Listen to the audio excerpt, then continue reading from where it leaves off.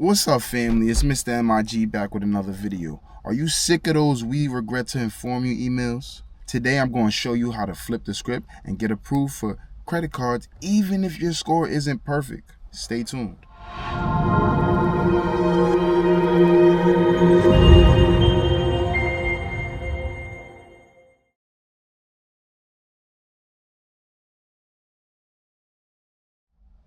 Alright, family, so step one. Step one, we need to fix your credit profile basics. So we need to change all the basic information because it's not just about your score. The banks check your whole profile. They're looking at everything from your payment history to your credit utilization, your recent inquiries, and your derogatory marks, collections, late payments, so on and so forth. So we want to clean up the basics and get this cleared up to make this a smooth transition for when they're looking at our profile. Make sure all the accounts are current. That's one. You feel me? We need to lower the utilization below 30%. Ideally, on a day-to-day, we really want to keep it under 10%. That's what's going to allow our score to increase. Then we want to dispute and remove collections if possible. I put the links in the previous video. We already went on how to dispute. So if we didn't do that step, that's the next step we want to do right there. So that's step one. So this is real crucial. So like I said, the overall with that is we want to clean up our basic profile because the banks are not just looking at our credit score, they're looking at the totality of our profile and everything that goes into it. Okay, so that leads us to step two. Step two is the next crucial step into getting approved for any cards. So now we want to choose and start with the right cards. This is very crucial. We want to start with the right cards. So first we want to start with our secured cards. Those are going to be everything from like our Discovery and our Capital One secured cards. So we want to get those first. Next we got our retail and our store cards. So that's everything from our Amazon Primes, Home Depot, Lowe's, Target Red cards. Those are going to all be our secured retail cards. Then later we have our subprime starter cards. We really only want to get these only if necessary, and we want to watch the fees because the fees with these get really crazy because their approval rates are higher and they're looking for less, but then also they're charging more, so it's a win-win or win-lose situation kind of deal. So those are like our Credit One, Mission Lane, and just a quick pro tip, we want to use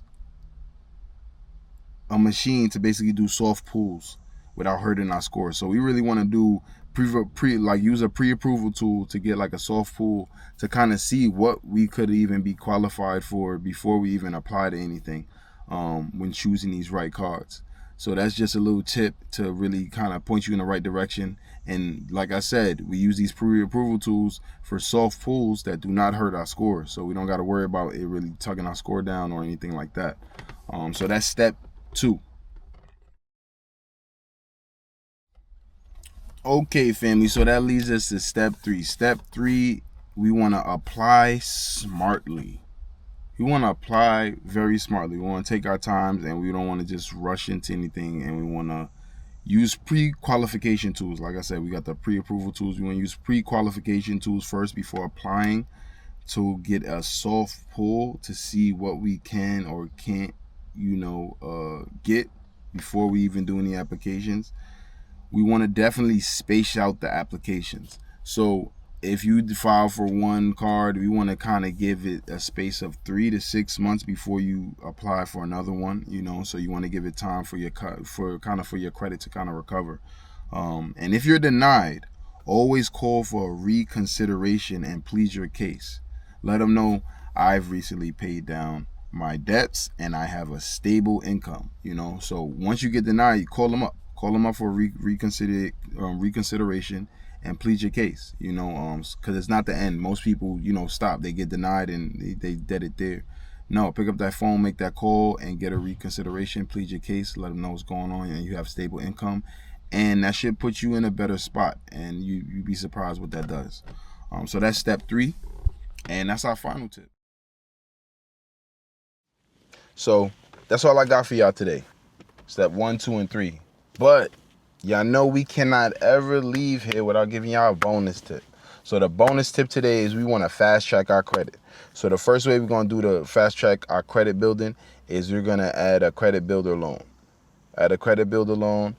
Second, we want to become an authorized user on somebody who has good standing credit. We don't want to just use anybody that just got a credit card and they ain't making their payments or nothing like that. Nah, make sure this person has good standing credit before you become an authorized user, because it can pull your score down if they don't and you become an authorized user. So now their bad credit becomes your bad credit. All right, and the last one, we want to use something like Experian Boost to report our utilities and even maybe our rent. So these are our 3 tips right there, or 3 bonus tips, or bonus tip rather. You feel me? Stay tuned. We got a lot more sauce. Okay, family. So if you're finally ready to start getting approvals and building real credit power, I need you to smash that like button, subscribe, and drop in the comment section below your credit goals. I want to know y'all goals. I want to know what you're trying to achieve and what you're trying to do. You're trying to get that new house. You're trying to get that new car. You're trying to build your business credit. Drop in the comments below. Let me know so I can make some content and we can start working towards that. But let's build wealth the MIG way. Stay tuned. Peace and love.